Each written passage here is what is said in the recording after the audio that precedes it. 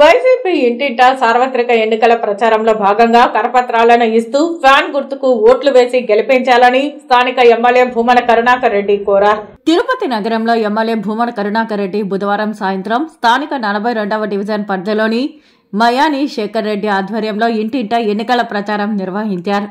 ఈ సందర్భంగా భూమన కరుణాకర్ రెడ్డి కరపత్రాలను అందజేస్తూ ఫ్యాన్ గుర్తుకే ఓటు వేయాలని అభ్యర్థించారు.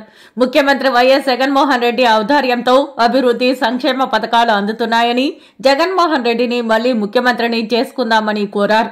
డిప్యూటీ మేయర్గానే భూమన అభినయ్ తిరుపతిని దేశంలోనే ఓ ఆదర్శ నగరంగా తీర్చిదిద్దారని, తిరుపతి ప్రజలు ఆశీర్వదిస్తే ఎమ్మెల్యేగా తిరుపతిని దేశంలోనే అగ్రస్థానంలో నిలబెడతారన్న విశ్వాసాన్ని వ్యక్తం చేశారు.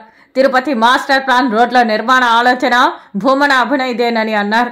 భూమన అభినయ్కి గొప్పగా ఆలోచించే సామర్థ్యం ఉందని తెలిపారు. చంద్రబాబు, పవన్ కళ్యాణ్ కూటమి వాళ్ళు అభివృద్ధి సంక్షేమ పథకాలను అడ్డుకోవడమే పనిగా పెట్టుకున్నారని విమర్శించారు. ఇలాంటి వ్యక్తులను ఈ ఎన్నికల్లో చిత్తుగా ఓడించాలని భూమన కరుణాకర్ రెడ్డి పిలుపునిచ్చారు.